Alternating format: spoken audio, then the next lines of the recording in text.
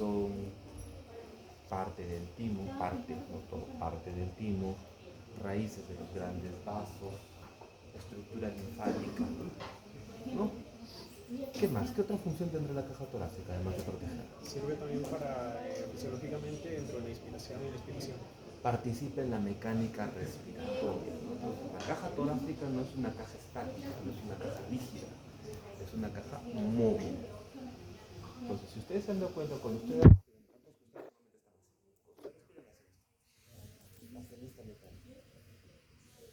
participan en la mecánica respiratoria, esto es importante porque cuando esta caja se pone rígida, ejemplo, parálisis de los músculos respiratorios accesorios por patología neurológica, puede ser viral, el Guillain-Barré es uno de ellos. Y ojo, tenemos un nuevo brote de Guillain-Barré, creo que en fibra. Y cuando agarra un brote, todas las lesiones empiezan a replicar. Es una patología paralizante, ¿no? Entonces, el Guillain-Barré, ¿cuál es el principal problema? Cuando paraliza la musculatura respiratoria accesoria, los músculos que participan de la retención, porque esta caja deja de ser móvil y se convierte en una caja rígida. Si esto es una caja rígida, ¿qué va a pasar con el pulmón? No va a Cuando poder quiera expandirse. respirar. No va a poder expandir. Entonces, cuando el pulmón no puede hacer esto, ¿qué hace? Se asusta y se hace chiquito, se colapsa. Eso se llama atelectasia. El pulmón se colapsa. Y si el pulmón colapsa, es un proceso de insuficiencia respiratoria que puede terminar en un paro respiratorio. Entonces, es insuficiencia y también puede morirse con un paro respiratorio. Ya. Entonces, ¿para qué más pudo servir la caja torácica?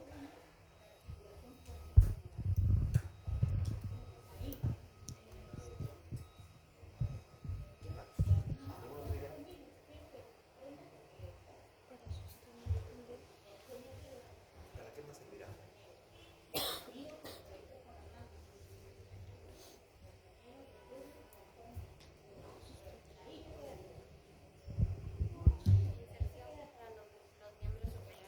Exacto, sirve para insertarlo, porque los músculos que van a dar, los músculos que van a fijarse en el miembro superior, la mayoría se sostiene sobre esta cintura escapular y parte de la caja torácica. ¿Qué más? Hay uno más. Brescia. Recuerda.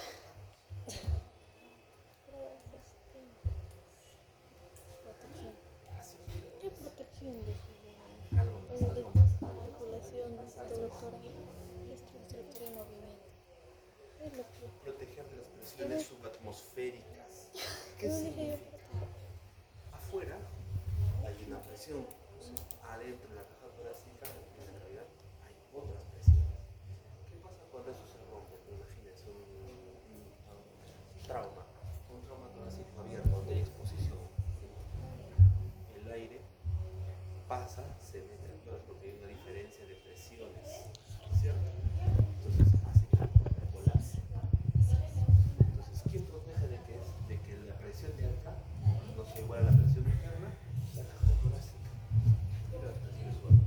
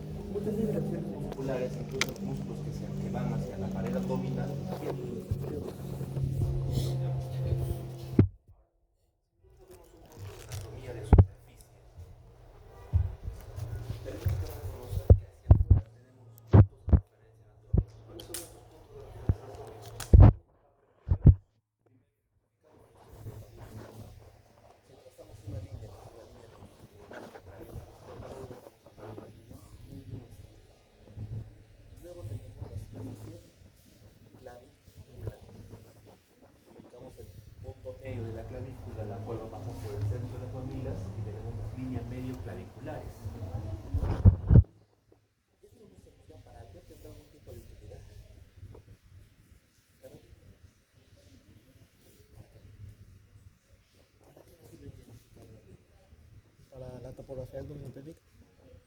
Topografía, ya. El dominio técnico. Pero ¿para qué? ¿Para qué nos sirve conocer la topografía? Véanlo como un mapa. ¿Un mapa de qué? Un mapa biológico. Cuando yo quiero describir mi examen clínico o quiero describir alguna lesión sobre esta zona, tengo que basarme en estas líneas para poder hacer una descripción correcta, incluso para procedimientos. Ejemplo, la teoría te dice que en la auscultación había foco pulmonar, foco aórtico, foco ventricular, foco testículo. La teoría dice que el foco pulmonar en el segundo espacio intercostal a nivel de la línea media clavicular del lado derecho. Si la teoría me dice eso, yo inmediatamente me voy a esto y digo, mi línea media clavicular, el segundo espacio intercostal. Procedimental, cuando un paciente tiene sangre en la cavidad motora y quiero hacer un drenaje, la teoría me dice que el tubo se lo tengo que colocar en el quinto a sexto espacio intercostal entre la línea axilar anterior y línea axilar media. ¿Qué significa? Que tengo que ir a lateral, línea axilar media, línea axilar anterior, posterior. Si me dice entre quinto y sexto espacio intercostal, contaré mis espacios intercostales inmediatamente. Porque aquí tengo que colocar. ¿Por qué? Porque la teoría te lo dice así, la técnica del procedimiento te lo dictas. Porque es el punto seguro, porque es el lugar seguro. Correcto. Entonces, para eso me sirve la topografía. ¿Para qué más me sirve? Para el examen clínico. Cuando vemos en la parte posterior, identificamos nuestra vértebra C7, ¿no? La posición espinosa que más sobresale a nivel cervical. Trazamos una línea longitudinal, la línea medio espinal, en paralelo tendremos la línea medio escapular. ¿Para qué nos sirve esto? Para reconocer el espacio donde hacer auscultación pulmonar, escuchar los pulmones. Muchas veces, ¿no? Ustedes cuando ya pasen de pieza en biología, los van a llevar probablemente, o en clínicas, perdón, los van a llevar al hospital, los pondrán atrás del paciente y dirán examinar los pulmones. Y te das cuenta cuando alguien sabe o no sabe anatomía, entonces lo que primero que hay es colocarles el instrumento encima de la cara. Porque el hueso es un mal conductor del aire. Entonces, para eso la técnica dice que tiene que ser uno, ampliación de escápulas, así que se abraza. Y eso abres el espacio de las escápulas. ¿Qué más consigues con eso? Que hay un mejor espacio de la línea medio espinal hasta la línea media escapular. La auscultación se va a hacer en este espacio.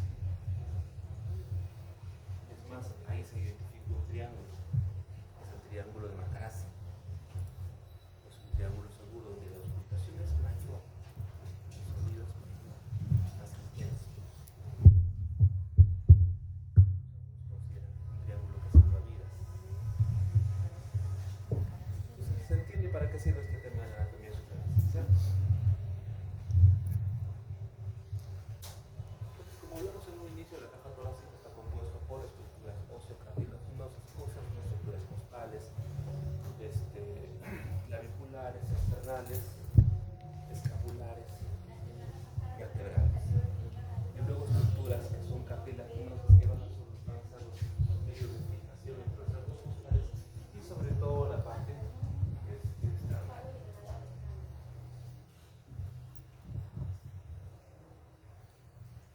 Cuando hablamos de estructuras,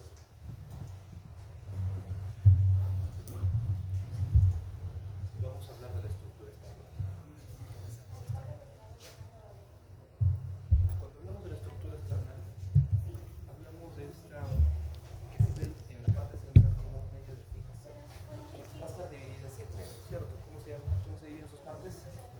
Arriba, El mango manurio, cuerpo, la apófisis sifoides. Entonces, aquí no solo reconocemos los espacios, sino también reconocemos sus escotaduras. Al centro, escotadura yugular. Luego, escotadura y la mechuga. carotidia.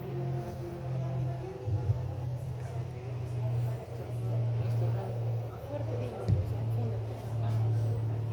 Escotadura clavicular. ¿Qué más? Aquí. Esternoclavicular, no, esternocostal. Desembocadura para el primer arco costal y aquí la transición. En la transición manubrio esternal, manubrio cuerpo, escotadura para el segundo arco costal. ¿Correcto? Ahora, ¿esto por qué es importante?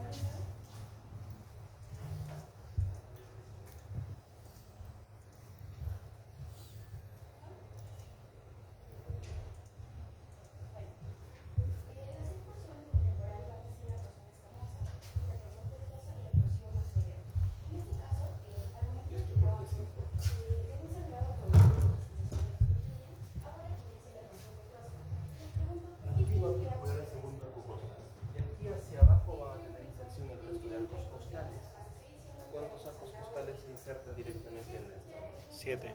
7, ¿no? Que son las costillas Verdaderas. verdaderas.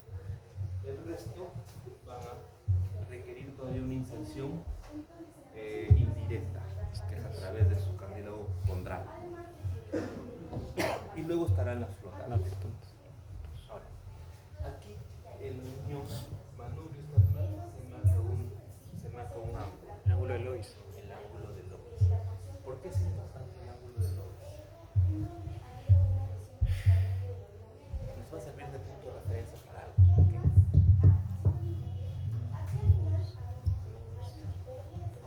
Y eso lo vamos a repetir bastante en el primer capítulo de la red.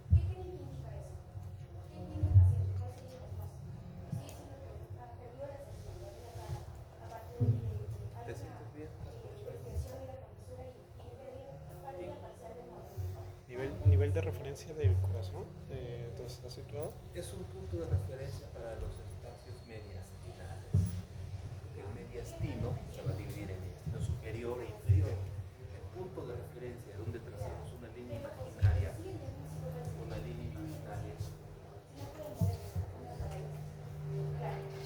para el mediastino va a partir desde aquí y va a llegar a la costa. Esa punto de referencia parte desde el ángulo de Lois hasta más o menos el espacio entre T4 y T5. Eso lo vamos a tocar bastante cuando hagamos mediastino.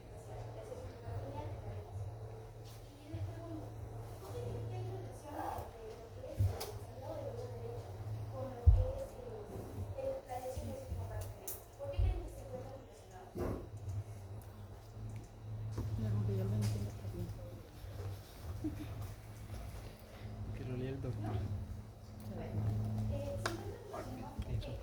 Cuando hablamos de las costillas, hablamos que estas van a clasificarse en dos tipos.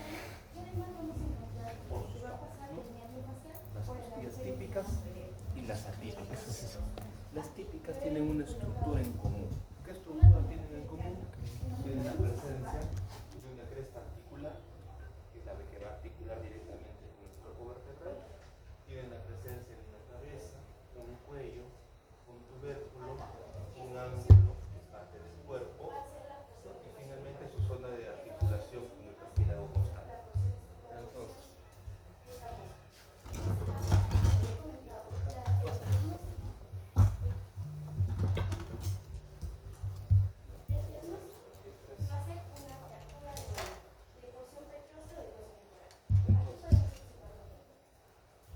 identifiquemos ahí que todos los cuerpos costales que finalizan todos son costillas típicas. Pues se identifica una cabeza, se identifica la zona de la cabeza, se identifica un tubérculo. ¿Identifica el tubérculo? A ver, ¿dónde identifica el tubérculo? Ya. La zona de tubérculo prominente. Esa es la zona del tubérculo. A ver, por acá. Tubérculo. El tubérculo. Acá.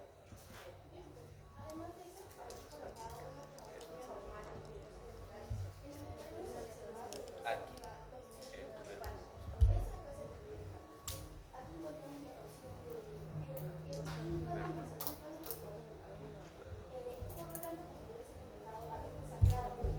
Por ahí. Entonces todos tienen ¿Cuál es el tubérculo? luego, lo siguiente que van a palpar es en el cuerpo. En el cuerpo costal van a palpar una ranura, un surco. Aquí te la tercera. Entonces, Cuando nosotros tenemos la distribución de un arco costal, pues vamos a ver si la inserción es así o así, guiándonos por la pólisis espinosa, siempre está mirando hacia abajo. Nosotros vamos a palpar en esta zona, en este borde de aquí, en el borde inferior, un surco. ¿Se palpa? Se palpa un surco en la superficie. ¿Sí? ¿Sí? ¿Sí? ¿Se palpa el surco? Sí, se palpa el surco. Pásalo por ahí, por favor, para tus compañeros para que lo comparen.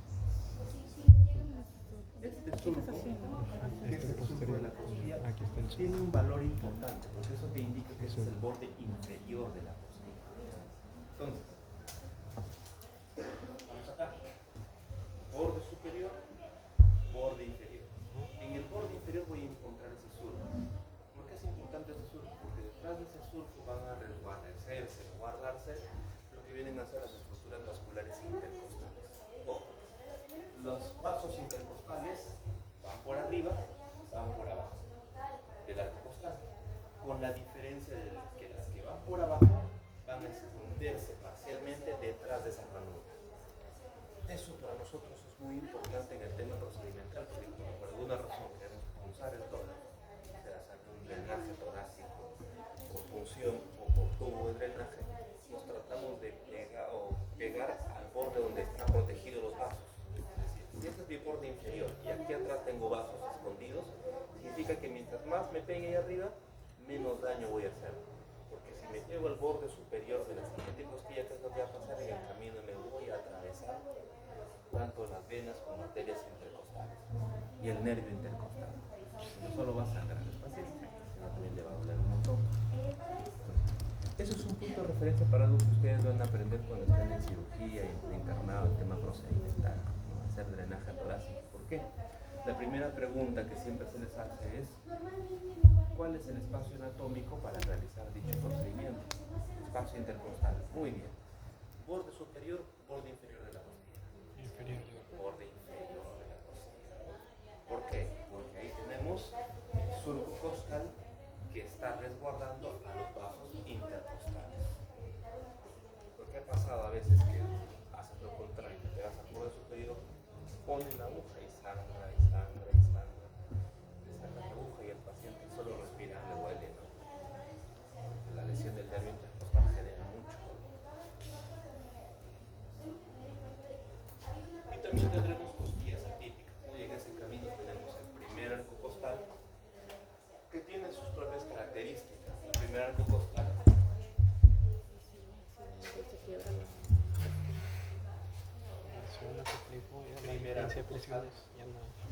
que tiene una forma, es mucho más ancha, más corta y está más curvado.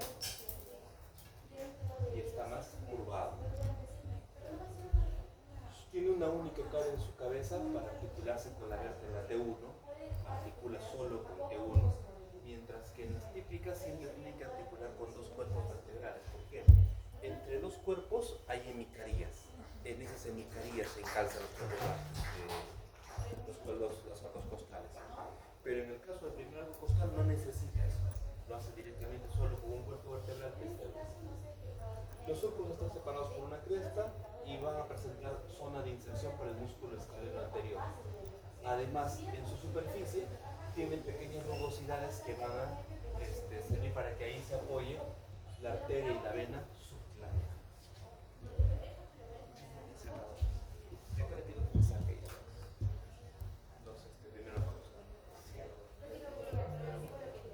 Luego de eso tendremos el segundo arco costal. Ahí. El segundo arco costal es mucho más largo, es menos curvo. Este sí va a tener dos caras articulares en su cabeza para articular tanto con T1 como con T2. Va a servir de inserción para el cerrado anterior. Entonces, uno sirve para la inserción del escaleno y el otro para la inserción del cerrado. Luego de eso ya tendremos los cuerpos costales de la décima a la doceava. ¿Qué tienen en común todas estas? Al igual que la primera, solo articulan con un cuerpo vertebral. Dos, son cortas y no presentan cuello en el tubérculo, ¿no? No necesitan.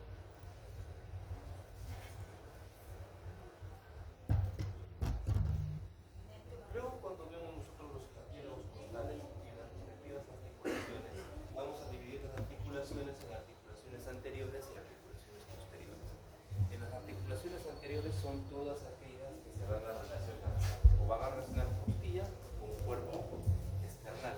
Y aquí, ¿cuáles vamos a tener? Tenemos las articulaciones externo-contrales. Tenemos la articulación externo-condral, o condroesternal, las intercondrales entre cada espacio condral.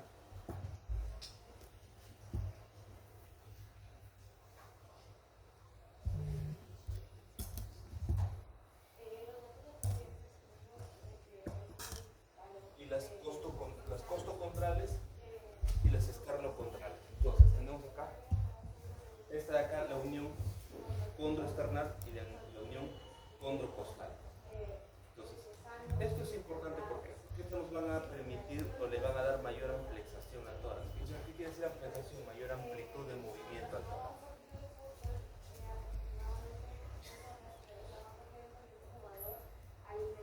Cuando hablamos de las articulaciones posteriores, hablamos de todas aquellas en las que se va a relacionar costilla con cuerpo vertebral, o las costovertebrales. En estas tenemos lo siguiente.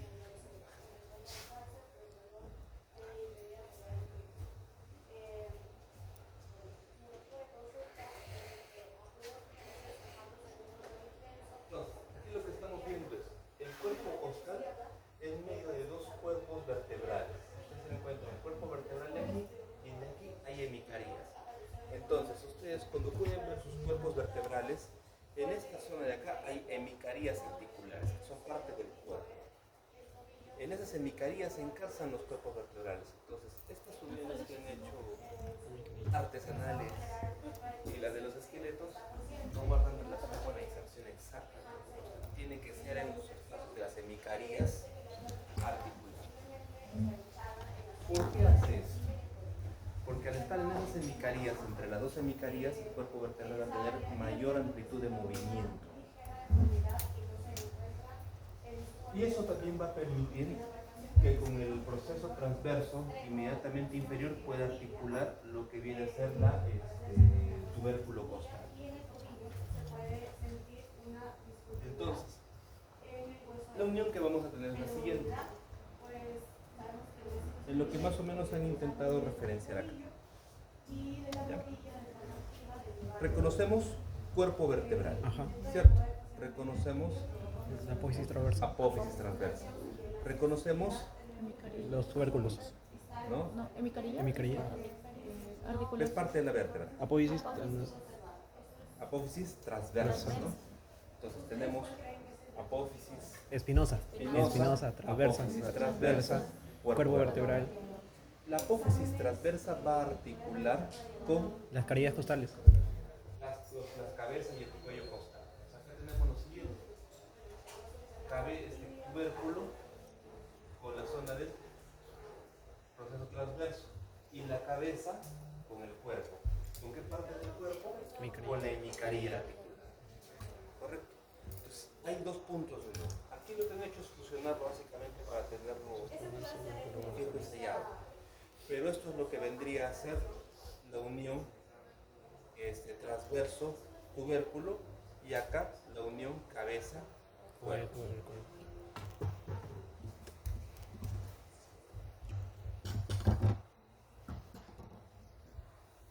Ahora, eso se va a sostener en ligamentos. ¿Qué ligamentos tenemos acá? El ligamento intraarticular de la cabeza. Una vez que entra en la cabeza, en la hemicarilla, en la misma cabeza va a tener un pequeño ligamento de fijación. Eso es uno. Dos, va a tener el ligamento radiado, que es el que va a sostener alrededor. Es el que va a permitir que esta estructura pueda fijarse completamente el cuerpo vertebral alrededor de la cabeza y la hemicarilla costal, vertebral. Luego tendremos los costos transversos. Va a haber un costo transverso propiamente dicho, un costo transverso superior, en el cual nos va a unir a la transverso inmediatamente superior. Y el costo transverso propiamente dicho va a servir de unión o va a fijar lo que es este espacio. Recuerden, hasta el tubérculo, hasta la cabeza, hasta el cuello. Que va a unir el cuello con la apófisis transversal.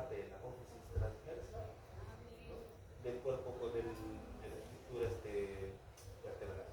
Entonces, si nosotros lo trasladamos esto acá, tendremos que alrededor de esto vamos a encontrar el ligamento radiado.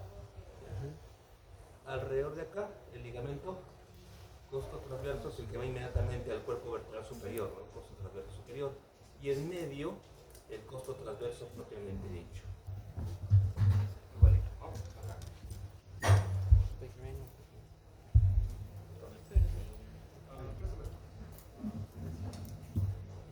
Igual, ¿no? Vamos a tener esta es la zona del cuello. Cuello, apófisis transversa. Acá tenemos el ligamento costo transverso, propiamente dicho. Y aquí, hacia la vértebra inicia, el ligamento costo transverso superior. Acá, alrededor de la cabeza, el ligamento radiado. ¿Dónde está la cabeza? Por acá pasa el radiado. Por dentro. Un ligamento que parta del mismo centro dirigido hacia la hemicaria articular. ¿Se entiende? Por acá. Acá por aquí.